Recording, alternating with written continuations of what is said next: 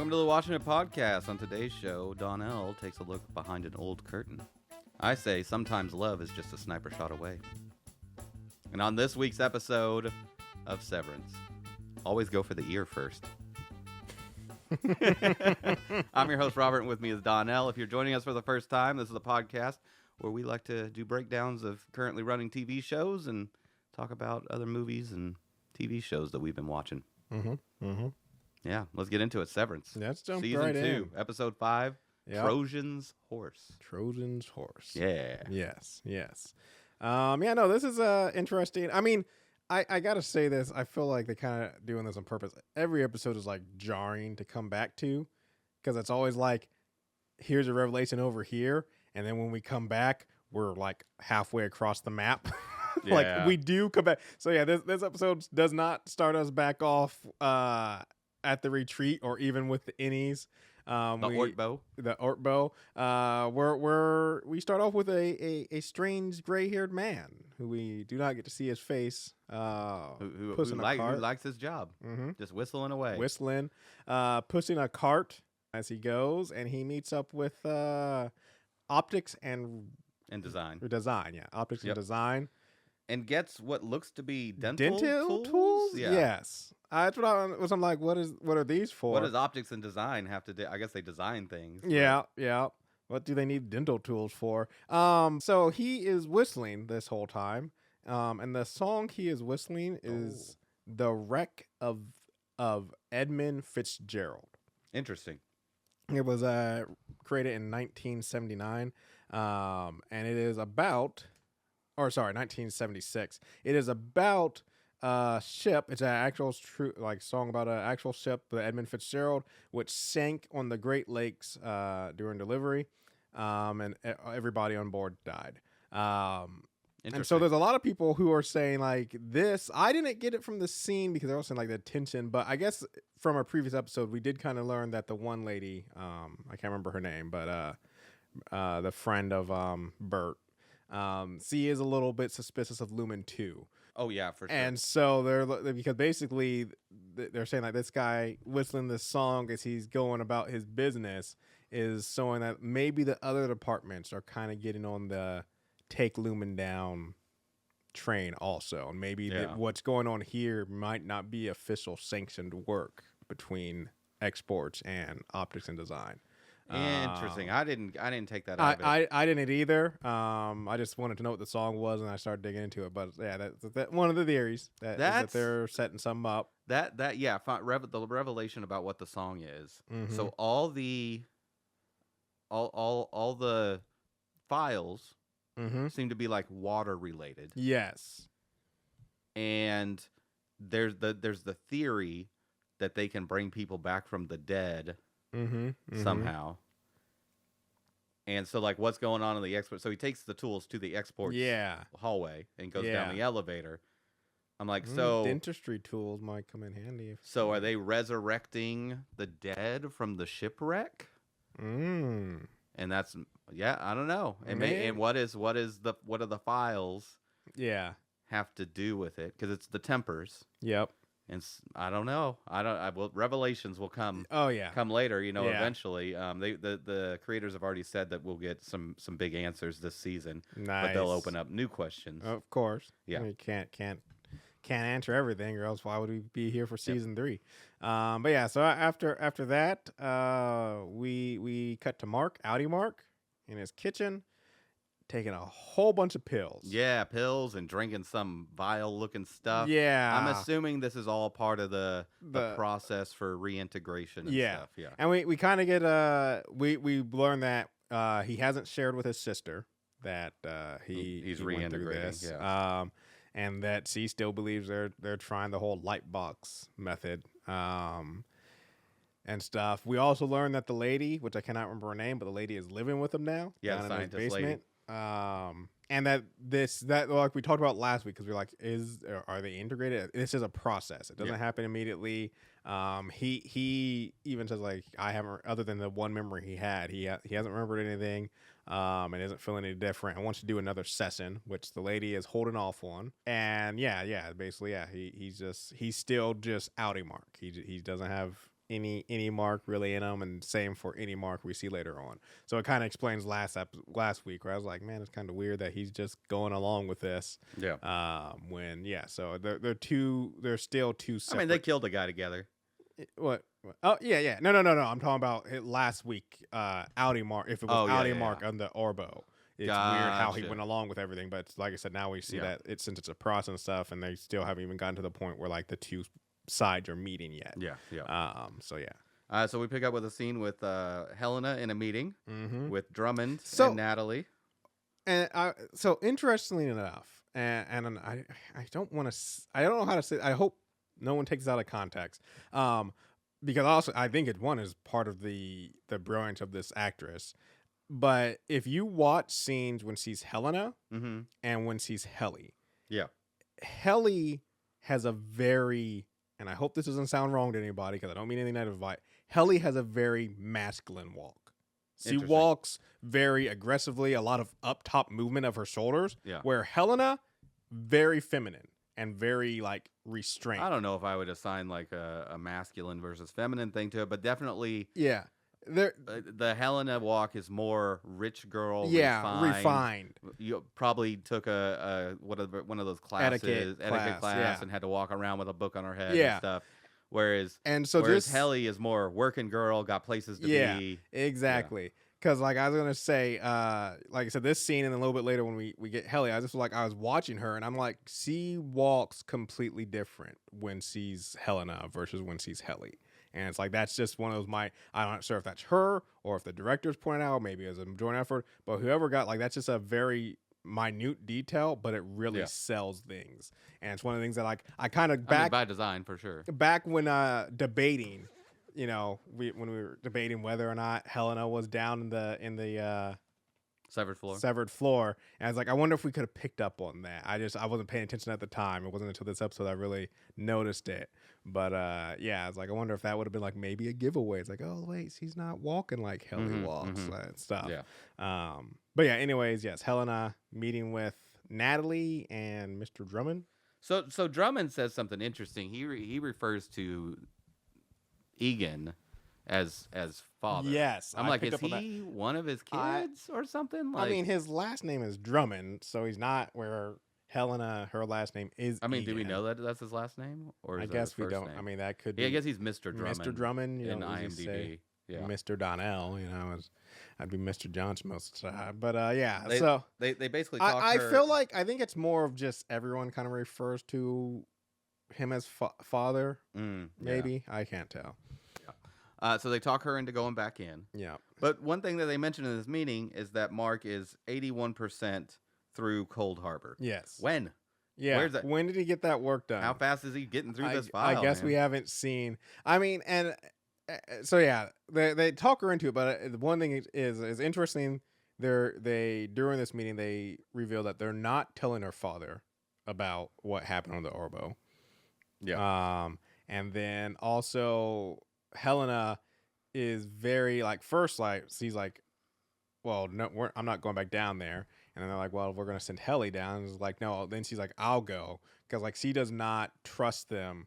And you kind of brought up the whole thing about maybe Helena being somewhat sympathetic character last week. I feel like this week she kind of killed that.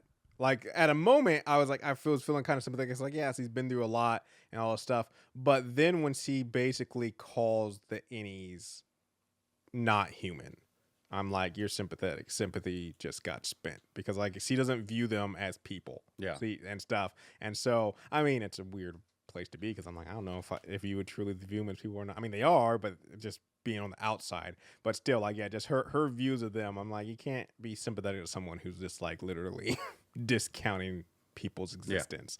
So yeah.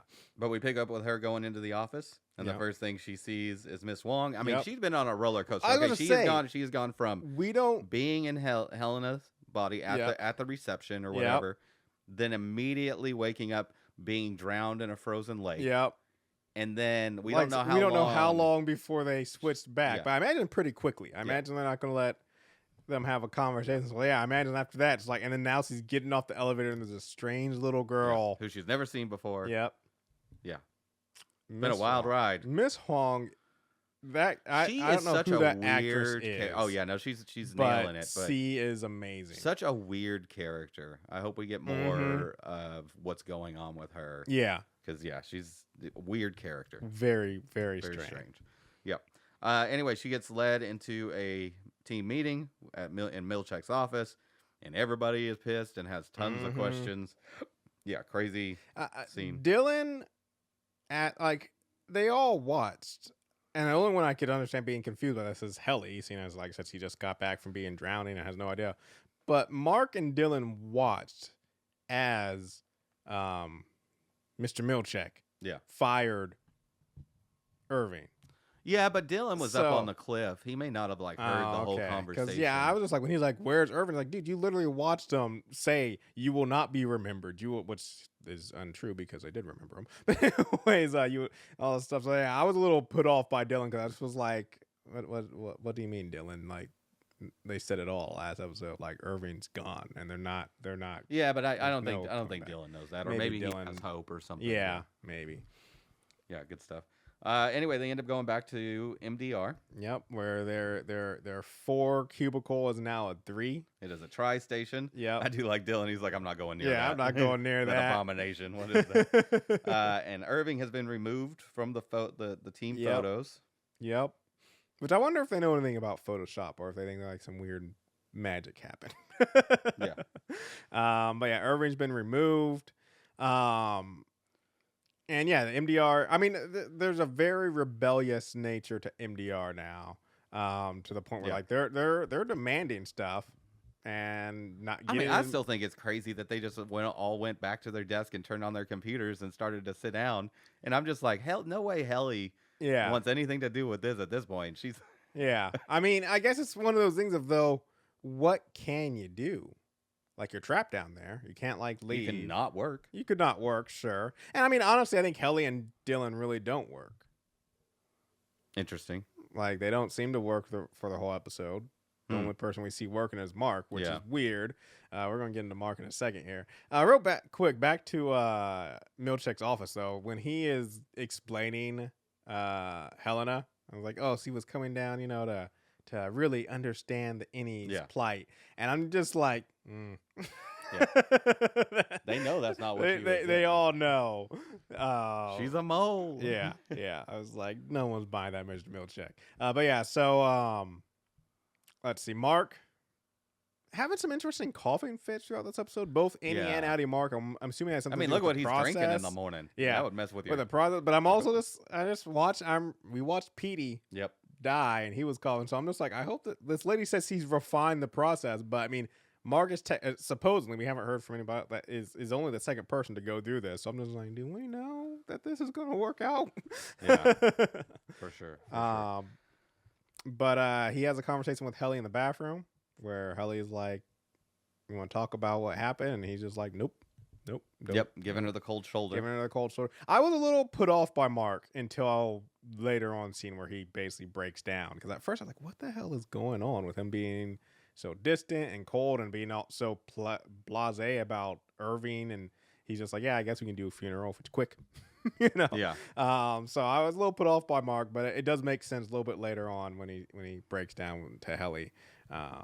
Yeah, he's basically been broken. Yeah. And he realizes that there's no way to fight back. There's no way to fight back. And he also realizes that he can't, like, even if, because that thing is, I don't know if he's fully given up on fighting back, but he can't share it with anybody because he knows, like I said, Helena is the extreme case of her being Egan's daughter, or being Egan. But at the end of the day, it's like, he doesn't know if Dylan, they can never know.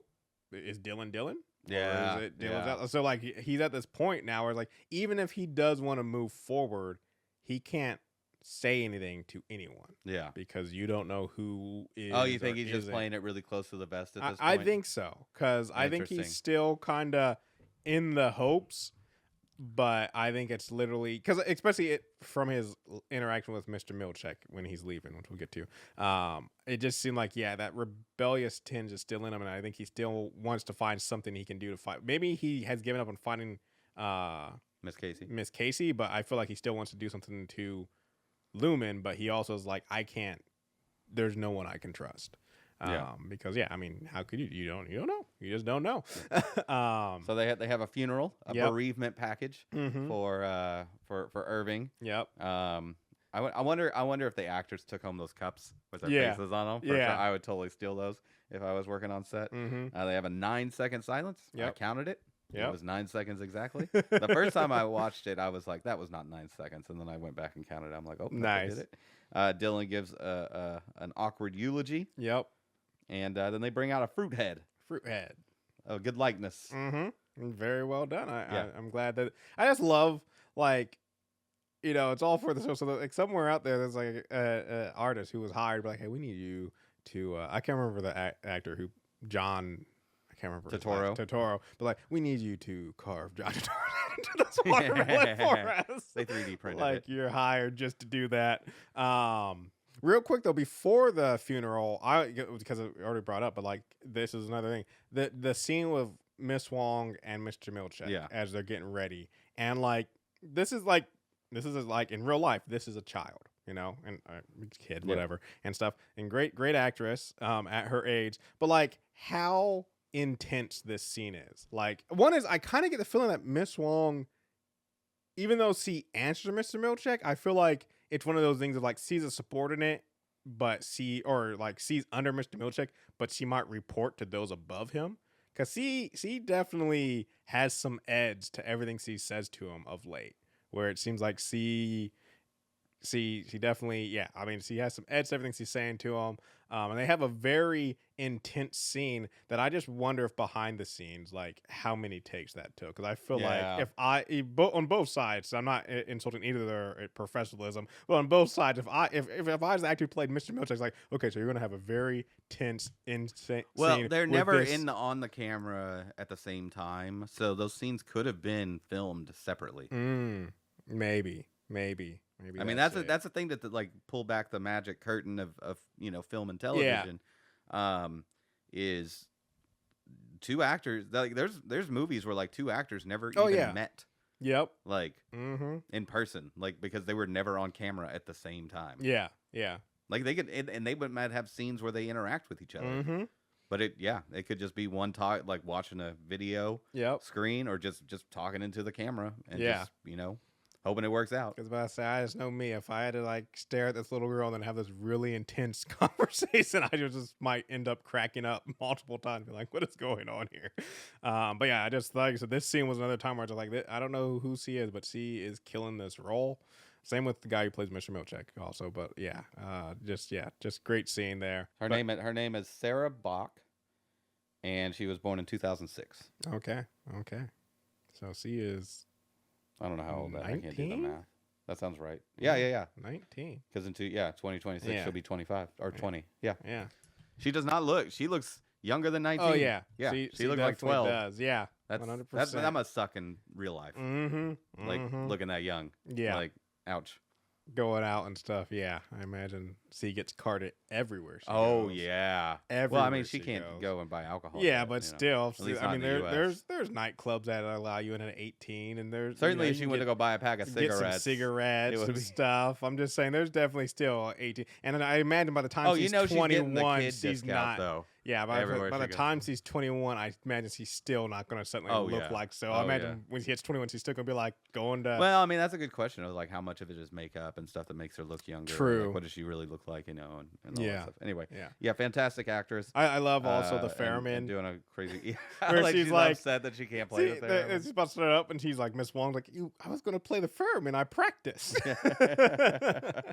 That's her thing. So kind of to skip a scene, which we'll come back to in just a second. Later on, we do see Dylan is the only one left at the thing. Yep. And he turns around and sees the poster. Yep. It says "Hang in there," which was the final words from word Irving to him. Irving. He checks behind it and finds the drawing that Irving did of the exports hall and just a map description of how to get there. Yes. And there are a lot of twists and turns to get there. That was a lot of instructions. That I was like, okay, so this is How long is that song that guy was whistling at the beginning? Because he would not get there and back on one song, man. That's a 2-song trip. Yeah. He went through, he whistled it both coming and going, started over. Yeah. I do like the nod to, his I don't know what the word is, but that he puts it back before he walks off instead of taking it with him. He probably memorized it. Because remember he was talking about like he memorized like the manual on how to do the overtime protocol. Yeah. Yeah. Just like instantly. Yeah. Interesting. I mean, this is just a small detail, but I was thinking about this. We've been seeing, we see a ton of Audi Mark.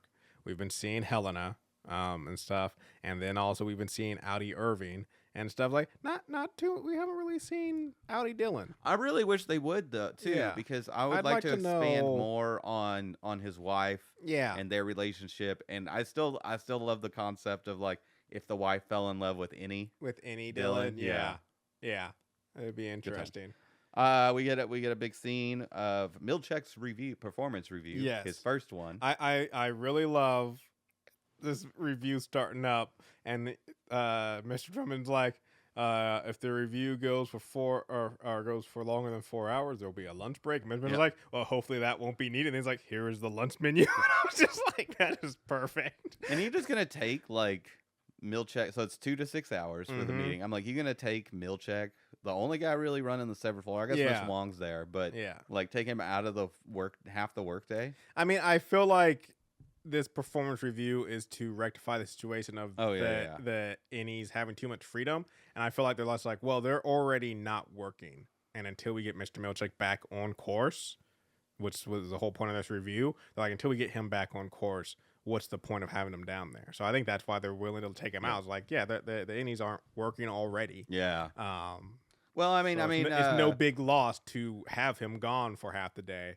So they just wanted to get it over with. I mean, you got to do these reviews during the workday. You don't pay overtime. Fair enough. Before he goes in, he has a brief conversation with Natalie, basically talking about how you feel about the blackface on the Egan paintings that we got. And I'll tell you what, man, Natalie, this actress, her face acting is unsettling.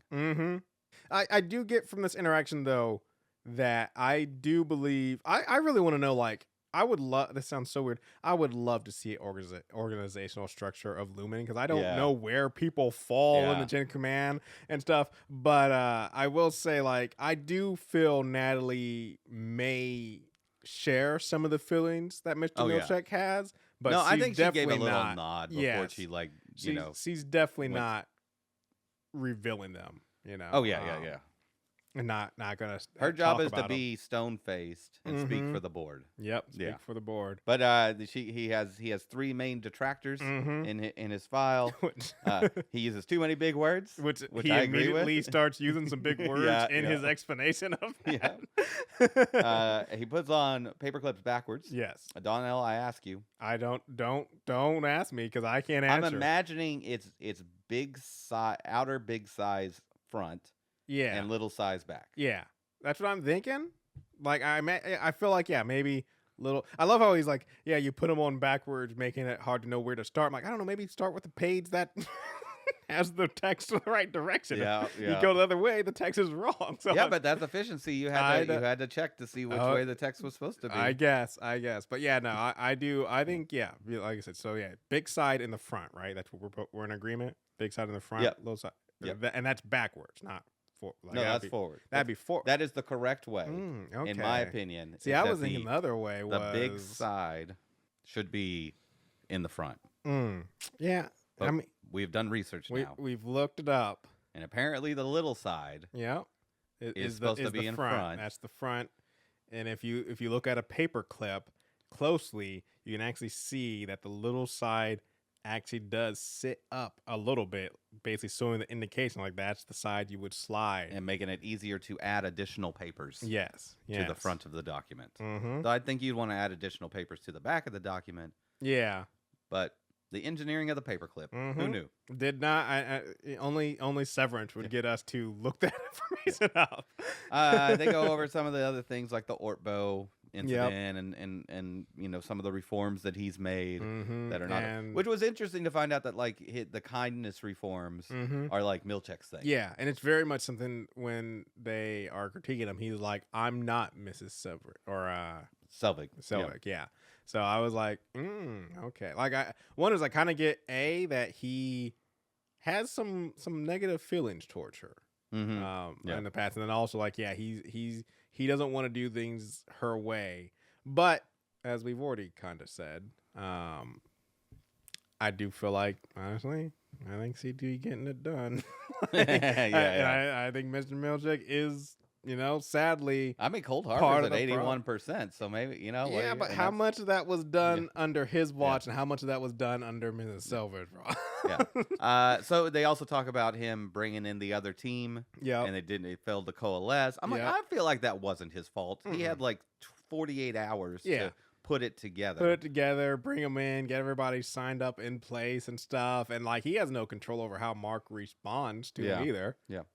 Speaking of Mark, we do get a little scene of him working on the Cold Harbor file. Yep. And man, I got to know what this Cold Harbor file is about. Because during this meeting, it's really important that he finishes it, and will have global implications when he does. He's like, it will be one of the biggest achievements in the world. And like that thing is, there's a part of me like it's twofold. Is maybe this is legit, like whatever this is when it's complete, but also there's that whole air, like I said, that everybody who works at Lumen feels about the company and Kier, where there's also part of me that feels like Mr. Drummond is just overselling this because he's a true believer of what Kier and Lumen is doing, and maybe it's not as grand as he's saying. It's just because he is like a zealot in this. He's like, well, this is going to change the world, and it's like Lumen's just doing Lumen stuff, So that's the thing is like it could possibly be that whatever Lumen's doing could change the world.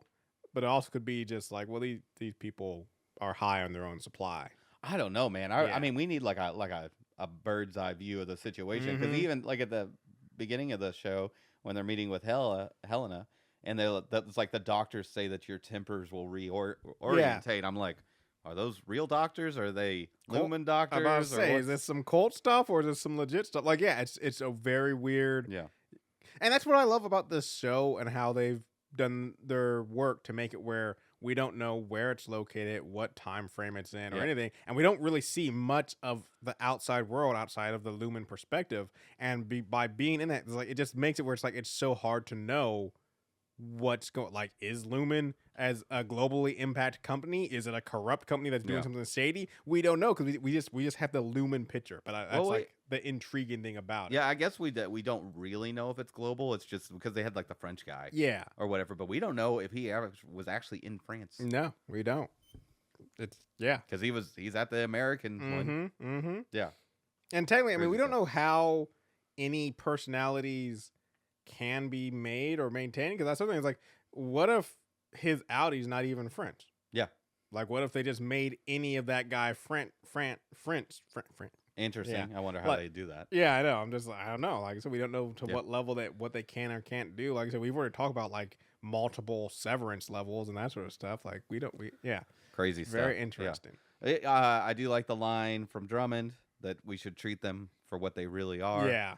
And it's almost with reverence. And I'm like, man, I can't wait for us to find out what they really are. Like what's really going on and stuff like that. It's also interesting to me that there's so many people that are like retirement age that work there, but are upset that they get fired and stuff like that. So there's like obviously Bert and Irving, they could probably easily retire. Irving most definitely has a pension from the military.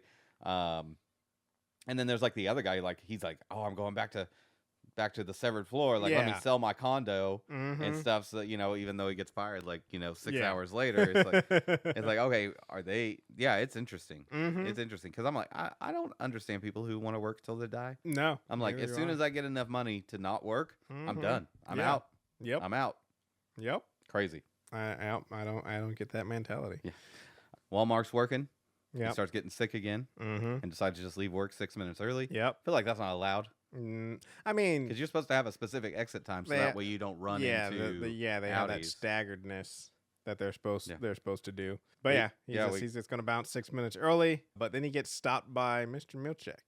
They have a very intense conversation in the who elevator. who whips out a car that holds, because at first I thought they were like going up together. Somebody whips out a car that holds the elevator and stuff. The black card. Yes, and which the guy the whistling guy at the beginning also had a black card. I did not notice that. Yeah. All right. That's a go anywhere card. Yeah. Untraceable. Yeah, probably.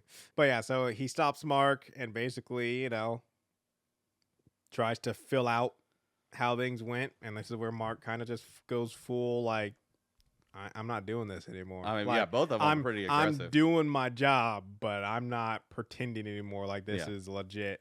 He even questions the numbers. He's like, "Oh, you put the numbers in the box and stuff." Yeah. And that's when Mr. Milchek reveals to him exactly, who. I mean, he knew Helena Egan, but like, she's the next up. Yeah, she's the next up. And you slept with her, which I think Mr. Milchek is upset about. But I'm like, I don't know. She kind of. I mean, he's just trying to intimidate. He's overcorrecting from the review. Yes, and taking out his anger from the review on Mark. On Mark. Yeah. Yes, yeah. Because Milchek is clearly upset about his review situation. I mean, I don't know how he thought it was going to go. Yeah. He's overseen some not great things. Yeah, since he's been in charge, things have gone off the rails. Let's just be honest. And culminating in literally you almost got the daughter of the owner of the company / cult leader killed. We get a brief scene with Rickon and Devin. Yep. Doing a test read of his new book. His new version of the book that is essentially. Well, is it a new version or is it just a new book? New version. Okay. Because they wanted him to. I really hope that somebody has written these full things and that they are going to get published at some point. They may be, and I just haven't tried looking. But I would read this. Yeah. This just nonsense. But yeah, this new version of the book is very much gearing towards like, just listen to your supervisors and everything will be good and the company's great, and just completely the opposite of what Rickon is known for. I would like to know who actually wrote this. Like what? It wasn't the actor, I assume. But it's like, I mean, it sounds exactly like the other book, but like, obviously, like it has the same kind of cadence and feel to like the droniness of the and the way it talks, but it's obviously just got different messaging. Yeah, I'm like, I want to find out who that person is and read stuff that they've probably, because it's definitely got to be like a professional writer. And I'm like, they probably put out a book. Yeah, I want to read it.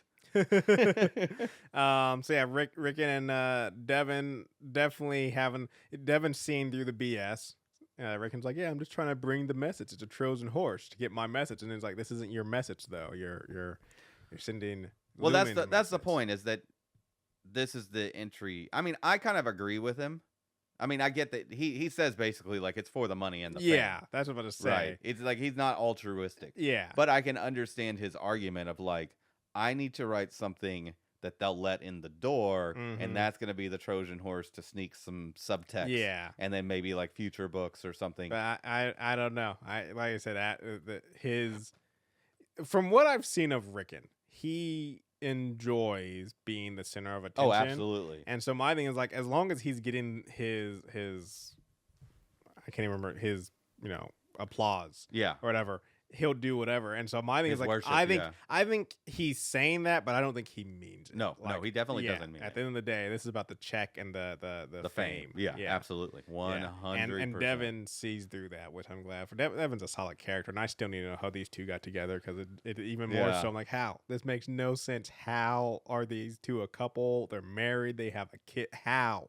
We got a scene where Irving goes out to make a phone call. Yes. I want to know who he's calling. I want to know who he's calling. But some of the stuff he says, Irving is on a different level. Oh yeah, than everybody else. I mean, just remember that his house has like a bunch of maps and names and numbers. Like I want to know how he knows this stuff though, because like one of the things he even says, like I think they figured out what my Annie's doing down there. Like, is he unsevered? How do down you? There or something? He's not, because his Annie is a separate entity from him. He even says, and so I mean, do we know? Do we know that? Do we trust that? I do, because of his interaction with Bert. I mean, I do afterwards. too. But I'm saying, like, yeah, but he could just be really good at faking it. I guess. At pretending to be two people. But then I don't doesn't explain why he would suddenly go to Bert's house and be screaming. If he was really not severed if him and his innie were the same That's person, true. then it doesn't make any sense why when his innie awoken, he was like, I gotta go Yeah. find Bert. Yeah. No, they're two separate entities. Fair enough. But somehow Audi Irving knows what's going on inside the severed floor with Innie Irving. I don't know. I wonder if we're gonna find out that maybe he had like some sort of like shot in the head or something like during his military time, and that like causes him to maybe it's not a two-way street. Yeah, but maybe he can see things. Because how does he know about the exports floor? Yeah, like how does he have that image? But he has it. But any Bert or any Irving doesn't even know about it. Is the thing until he does now. Yeah, he does now. But yeah, so it's so Irving. It's going to be an interesting onion to peel. How did Audi Irving know about the exports floor if any Irving didn't know? Yeah. That is, like I said, it's going to be a very interesting thing. Some reveals, get revealed. Maybe that will be some of the stuff you find out because Irving, and that's what I actually really like is how much, in the first season, it was the Mark show, of course. Yeah. But this second show, Irving's character has just gotten so interesting. I mean, even though it was the Mark show on the first season, there was still, the whole Bert Irving thing. Don't get me wrong, there was a Bert Irving thing, but what I'm saying is the Bert Irving thing was nice and it was a sweet little thing to have on the side. But if it was taken out of the show, it wouldn't have changed anything. I mean, it would have lessened the characters. We wouldn't have known about how Irving and stuff reacts. But overall, where that now he is becoming pivotal to what is going on. Where it's honestly, I feel like Irving is going to be the one to really pull back the curtain and reveal what's going on in Lumen more so than Mark. Dylan's going to do some stuff though. Yeah, now that he's on the case. Mean, Dylan's our inside man. Oh yeah, and Irving's on the outside. So yeah, it's definitely. I'm wondering. Also though, Bert does a good job. Because like I said, Bert is there, and he does a good job of kind of explaining away why he's following Irving, which I would agree with if a strange man showed up at my house, screamed my name, and then just randomly left. It was so Christopher Walken too. He's like, I know, call it a quirk, but when someone when someone shows up at my door, I want to know my name. I want to know why. Oh yeah, so Christopher Walken. Sure. But I guess they kind of figure out that they may have had a dalliance in the severed floor, and Bert invites him to dinner to have a ham with his husband Flynn. Fields. There we go. Yep. So that'll be interesting if we get to see that scene. Yeah. We get to see that scene. We come back to Mark. He is at home. Hanging out with scientist lady. Yep. She's going through his stuff, and there's a box of cremated remains, which is supposed to be Miss Casey. I just love Mark. Who is that? That would be a very jarring moment. I mean, can't it just be regular ashes? It technically could be. Wood ash. Yeah. Can you tell the difference between human ash and wood ash? I think so. I don't want to go down a morbid track, but we do have my brother's ashes, and I have seen them before, and they just look like ashes. But also, I'm not an expert. I don't know these things. I'm sure, there's probably some people who work in the field or maybe fire people. I don't know who can tell the difference, but I think most normal people. I like the idea of turning them into diamonds. Getting all the carbon and stuff from it, and then just compressing it into a diamond. Yep. That's cool. The ashes is strange to me. I mean, I can understand the ceremony of it, of spreading them. Yeah, spreading them. But just keeping them in the jar. Yeah. On the shelf. Odd. Yeah, I don't. That's how you get hauntings. I don't believe in ghosts, but if there were ghosts, that's how you get them. I mean, fire is supposed to banish all spirits, so I think that'd be the least likely. How it works? Yeah, it's fire's supposed to. Fair enough. Weird conversation topic for us to veer off. All right then. Anyway, yeah. So they decide not to do a treatment that day. Yep. And he starts to walk up the staircase. And he starts hearing Miss Casey. Yep. And has a wellness session. Yeah. And basically goes into a full severed floor. Just completely loses his mind. Yep. And I was very upset with him, because he enters the severed floor in the expo hall, and I was like, you need to go to that elevator, but he doesn't. No, he wasn't. He was not in the exports hall. He wasn't? No, he was in the hallway that goes to Miss Casey's wellness room. Well, no, to the break room. Okay, I thought it was an export hall, but No, because it was I was about to dark with gray walls. It wasn't the black textured walls. But yeah, he You got to start mapping, Donnell. You got to start mapping. He goes out of into the hallway and still is hearing her, and then when he turns around, he sees her. And I kind of feel like this is if Mark wasn't still thinking of ways to save her, but I think this is because I think this is like kind of, even though it's not 100%, it's confirmation though that she is alive somewhere in her Miss Casey form. And yeah, or at a time she was, because like I said, we don't know what's happened ever since he's been removed in the first season. But like I said, it's confirmation that at some point she was in the severed floors. And so yeah, I think that's going to reinvigorate him to get back to figuring out how to get her. Interesting. Out. Yeah, good episode. Very good. Move the plot forward. With like 3 episodes left. 3 episodes left. Something like that. Yep. Good times. 8 episodes. That was 5. We got 6, 7, 8. Man. Hey, if you like the show, you should check out our website, watchinitpod.com. There you can find links to our social media. We're on Blue Sky now. At Watchin It. Yep. We are going to be shutting down our Twitter. Yep. Or X or whatever you want to call it. I will never call it that. It's Twitter, and after this, if you go to twitter.com, it takes you to the website. It still takes you there. I don't know why I did a little Trump there. It takes you to the website. You can't help it when you talk about Twitter. It's a beautiful website. Trump. Big website, beautiful website. Tears streaming down his eyes. Now, but I'm old. We call it Twitter. What a buffoon. Yeah. Like both of them. Anyway. Yeah. Anyway, yeah. Well, you can find links to mail us with the emails, and I've broken down. You let Trump in, and it ruins everything. Brain rot. Email us at watchinitpod@gmail.com. I got the MAGA mind virus. Yes. And my tempers are out of whack. Coming up, you got to get your tempers back in line. Maybe we'll schedule you another session this evening. But unoriented. Coming up for you guys, we're going to be having the Oscars in about 2 weeks here. Yeah. Our Oscars episode, and then the actual Oscars will be coming out. Yep. We have no control. Our Oscars discussion. Yep. Pre-Oscar. Pre-Oscar discussion. Yep. A lot of good movies this year. Yeah, I was going to say much better than I last year. enjoyed more of these movies than I thought I would. Yeah. Good times. It's tough. And even though this wasn't one of the ones that I have a negative viewpoint of, still Brutalist in that 3.5 hour runtime though. That was jarring. Oof. Look, it's 3 hours and 15 minutes with a 15-minute intermission. Yeah. Which we'll talk about. You'll have to catch that episode. Yep. All right. Anyways, we'll be right back after this with a little bit of news and some other stuff.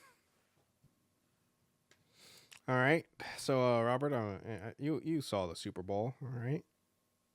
Yes. Yep. So doing it, they gave us another Thunderbolts trailer. Yes. Thunderbolts trailer. There's a longer Thunderbolts trailer. Yep. They are ignoring Bob though. Yeah. And I got to know more about Bob. Yes. Bob is going to be an interesting character. Yeah, he's like, from the flesh what is he playing? What is his character? So he's Bob, but he is the Sentry.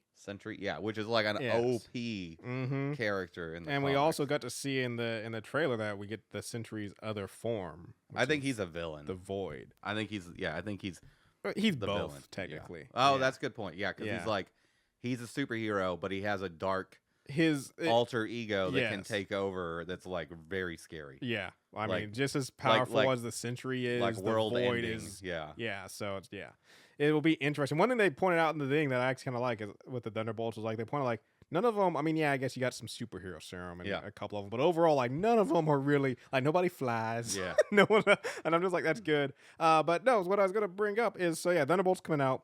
Really looking forward to this. Yep. And I mean, of course, everybody drawing some commonality between Thunderbolts and Guardians of the Galaxy of being like kind of a smaller team that most people don't know about, and the movie's kind of looking like it's going to be kind of like a fun hijinks sort of thing. Now, the interesting is the director for this movie. His name is Jack Shear. Okay. I'm going to go with. And he's kind of the same as James Gunn was before James Gunn made, where he's been around for a little bit, but like if you look at his filmography, Robot we've both watched now, Robot and Frank. Okay, I like that movie. Yep. Paper Towns, which I don't even know what that one is. That's it. And then now he's doing Thunderbolts. And James Gunn, if you look at his filmography before he got Guardians of the Galaxy, it was Super, and I can't remember what the other movie is, but both kind of like low indie movies, not that big. And then all of a sudden, out of nowhere, Guardians of the Galaxy, and now he's freaking James Gunn running DC studios and all that stuff. So it's one of those interesting where I don't know anything about this guy. Like I said, I like Robot and Frank also. You will got me to watch it and stuff.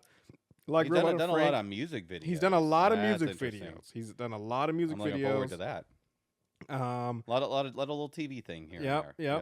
But yeah, I'm hoping like this will be kind of like another bringing it, because like I said, most of the other MCU movies have all been big directors, people everyone has heard about. I think James Gunn, honestly though, has done the best with them, and it was like I said, they went with somebody unknown, not that big and popular, brought him in, and they hit it out of the park. And I'm kind of hoping that's what's going to happen here. I don't know anything about Jack Shear that much. Like I said, I like one of his only few movies he's made, but I don't know much about him. But I'm hoping that's kind of like brings some kind of freshness in, because it's like, it worked with James Gunn. Hopefully with this guy, it will be. I am excited for Thunderbolts. Another thing. Yeah, Thunderbolts looks fun. Looks like a good time. But anyways, tell us about this curtain. What's behind the curtain? So growing up, I was very much into magic. I always liked card You're born a poor black child?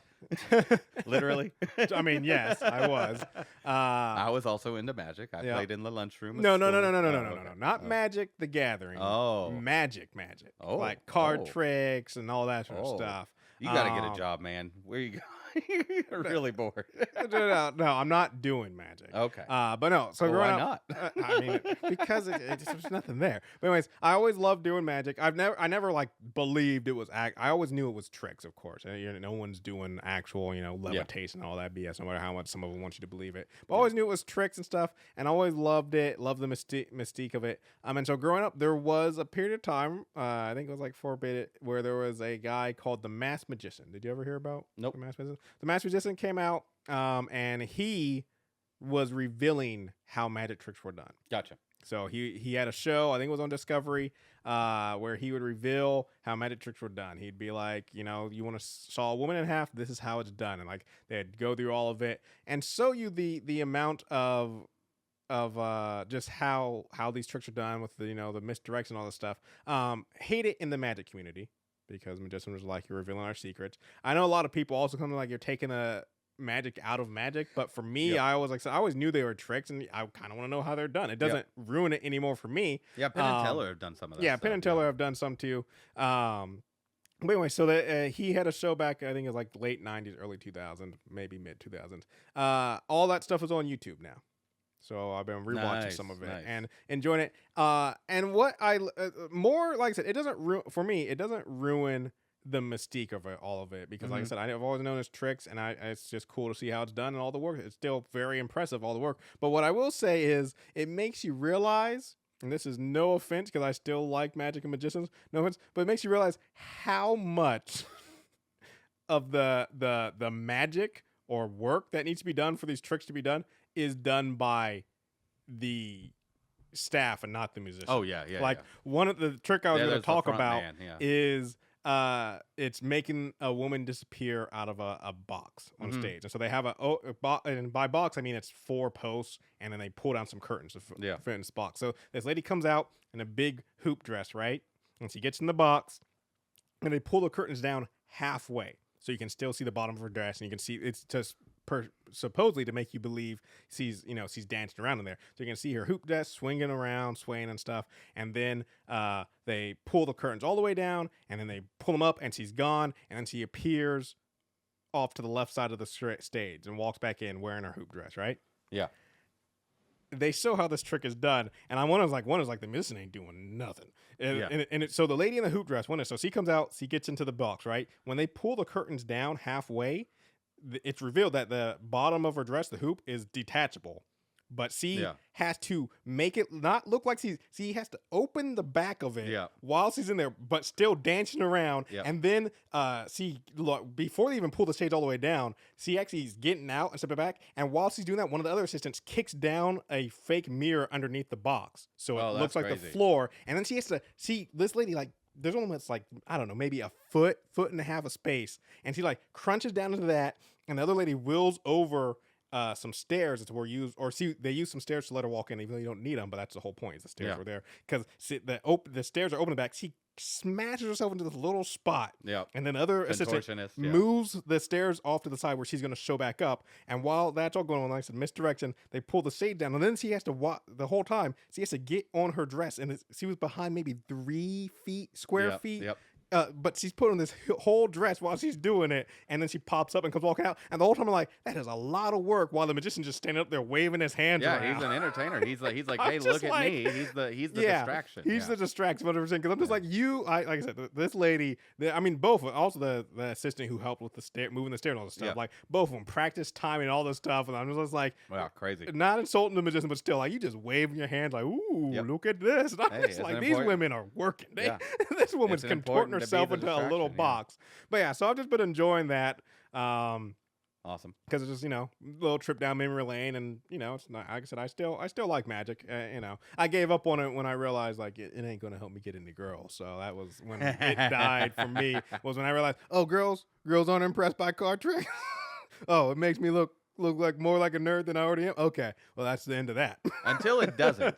Until you're up on the stage and you got a bunch of contortionist ladies hanging around. That's the thing, though, is there's no middle ground. You're either that guy, and that's a lot of time and sacrifice, and you may not become that guy, or you're not. And if you're not, then you just wasted a lot of time being like, ooh, check this out. No, magic is still cool. I like the tricks and like all that. And I wish I still remembered some of my card tricks from when I was a kid. I used to know a couple of them. But anyways, that's all I got. So Robert, I can't remember what your tag was. Love is just a sniper shot away. Oh yeah. Let's see. First, I watched Brave New World. Mm-hmm. Came out this week. It is just a solid 5 out of 10 Marvel movie. Okay. It is not good. It is not bad. It is just there. All right. Go watch it if you want. You don't have to if you don't want. The only interesting thing that they really do is they expand on the celestial. Yes, I did. And see that the politics around that. Everybody's trying to get a piece of it. They're starting to mine it. They find some material, which opens up some doors. It's nice they're for at least things. That yeah, now. There's actual military Navy carriers and stuff out there, and they're brushing shoulders with other nations that all want to claim on it and whatnot. And it's all kind of centered around that to a degree. The villain's terrible in this. Like Red Hulk or no, Red Hulk is not the villain. Yeah. He's a tool. He's a piece of the chessboard. Yep. Of another villain. Okay, yeah. Played by an amazing actor. Yep. That I can't remember the name of. He was Mirror Mask in the Watchmen. Yes. Or Mirror Guy, whatever his name was. Looking Glass. Looking Glass. Yeah. That was it was. I did not hate that I watched it, but it was not super great. Yeah. I'm glad I didn't go to the theater to watch it. I'll say that. Yeah. Nice. And then I just watched a movie that just came out on the 14th on Valentine's Day on Apple TV Plus called The Gorge. Came out of nowhere. Yep. I learned about it on the 13th. I learned about it probably the day and then before it came that, out the day after. Was. Yeah. And I watched the trailer for it. I'm like, this seems very interesting. A fantastic Saturday night action love story romp. Yes. Just fantastic. Nice. It's about 2 elite snipers that are sent to either side of this gorge in secret, in collusion. Like they're drugged. They don't know where they are. Like they're drugged and then they're dropped out of an airplane to get here. And they have to keep things in the gorge from getting out. Okay. And it's like a joint operation. If you watch the trailer, they make allusions to what it may be. That's not what it is, but it's still interesting when you do find out what it is. And it's just nice, fun action, movie. Yeah. Looked interesting. Like totally worth watching. Nice. Thumbs up from me. Fantastic. Yeah, don't expect Shakespeare, but you're gonna have fun. Yep. Watching it. Yeah. That's all I got this week. I actually I got one. I've been watching. All I've been doing this week is watching Oscar movies. I don't have. Yeah, that's been a majority. I don't of have my much time to watch other things. I have one other thing. I was going to mention this last week, but then we had a lot to cover. So real quick, Robert, as you know, I'm not a fan of Survivor games. You know, like Vampire Survivor, all that sort of stuff. Okay, yeah. Survivors is Bullet Heavens. Bullet Heavens, yes. Yeah. Not never been a fan of them, just because to me you're not playing a game. You're just walking around. And you don't know Donnell. They're the best. Well, so I finally have found one that I enjoy. Which one? It's called When the Light Goes Out. Never heard of it. Yeah, it's a small one. I got the last one free. I really got into was Deep Rock Galactic Survivors. Yep. I like Deep Rock Galactic. That's one of my, or not one of my favorite games. One of my games I really enjoy, especially playing with other people. When I was like, maybe this will be the one for me. I got it. I played for a while, and I was like, nope, it's the exact same thing. And before that, the closest I ever came to was League of Legends made their version, and I did play a bunch of that. And I will say it was enjoyable, but it still wasn't like League of Legends does rotating game modes. And when this one went away, I wasn't a big like, oh, it's gone. I was like, whatever. But anyway, so when the light goes out, when the light goes out. But you want to know why I enjoy this one, Robert? No, tell me. Because they allow you to freaking use your abilities when you want and fire your gun when you want. That's the whole point. Is like the whole thing with those games is like it's all just like, oh, your attacks just happen. I'm like, okay, well, this was the most inopportune time for my attack to go off because it's a AoE and there's only 3 things on the screen. But then when I'm being swarmed by guys, which this would be the time to use the tactical nuke ability if you have one. Is like, oh nope, I don't. It's on cooldown because it was used at the wrong time. So I was like, yeah. I disagree with that. That's not true. Most of them do that, but a lot of them allow you to be in control. Okay, well, this is the first one I've come across that I knew. All the other ones I've played, which I admit I haven't played that many, probably only about 4 or 5 or 6. But still, that's kind of that thing is since every time I played one, they never allowed me to use my abilities or my attacks when I want it. I kind of thought that was how all of them are. But yeah, that's my biggest qualm with them is like, yeah, I'm just walking around and hoping my abilities go off at the right time. Be like, ooh, that'd be nice to use that ability right now. Too bad it's on cooldown because it was used when there were nobody around. Like, if the game Bullet Heaven shouldn't have cooldowns on any of the abilities. Yeah, and if they do, they should allow you to control it. Yeah, that's just a bad design. That's like, okay, I guess I'll walk by that. So I was about to say that's 90% of them, but maybe it's not. Well, you also got to remember you can pump them out like so fast. Yeah, like there's like. Vampire Survivors, which really I think Magical Survivors is the precursor. Yep. Vampire Survivors is a stolen idea in my opinion, but it's considered like the start. It's the one that everyone knows. Yeah. So it was just that one and maybe a couple of others that no one had heard about. Now there's like 10,000. Yeah, they're all over the place, and a lot of them suck. Yeah, because they're really easy for someone to make with like Studio Creator or something like that. But there's some really amazing ones out there. Yeah, I think you'd really like the Deep Rock Galactic one. No, I wouldn't because, like I said, I tried that one and I was just like, nope. It's so fast paced. Like I said, Deep Rock, I liked it. That's why when it came out, when they announced it, I was like, maybe this will be the one that gets me because, like I said, I like the actual Deep Rock Galactic game, like co-op game. I've had a lot of fun with that with some friends. Played a bunch of it, so I was like, this will be the one to get me because it's tied to IP I already enjoy. I like the concept. It's gonna be fun. I got it. What's the name of this game again? I returned it the same. No, I returned it the next day. Gotcha. But because I played it and then see actually let me make sure. You sure it's not Heaven Goes Dark? No. When the light dies. When the light dies. Gotcha. Had it wrong, but yeah. I don't know. I'm in disagreement with you on that. I think that you shouldn't have control, and I think it should be built around that. So that way you can just veg out, just shut your brain off, and not have to think about anything. I mean, that for me, that's the draw of a Bullet Heaven is that it's just fast paced. I guess for me, I don't have to worry about controlling. It really becomes the medium I'm interacting with it with. Because my thing is like most Bullet Heavens I've seen, I do know they have them on cell phones, of course, but still most Bullet Heavens that I've seen and the really big ones are all computer based. And I don't play my computer to veg out. If I'm going to veg out, it's like, okay, sure, I'll throw on a movie and I'll use my cell phone. If I'm on my computer, I want to be engaged by a game. Like that's the whole point. That's the reason I'm here. That's why you If need to not, hook your computer to your TV. I've had a computer hooked to TV, but even still, like when I have it, I'm just looking to be engaged on a bigger screen. Like no, if I want to veg out, I grab my cell phone and I'll play. I have plenty of dumb little games on my cell phone, and if that was how I was introduced to a vampire or to a survival game, and that's how I learned to play them, and I didn't see like they're huge on PC and stuff. Yeah. They were just introduced a mobile game. I would understand it more. I still won't say they'd be my favorite, but I might have some on my phone that I'd play.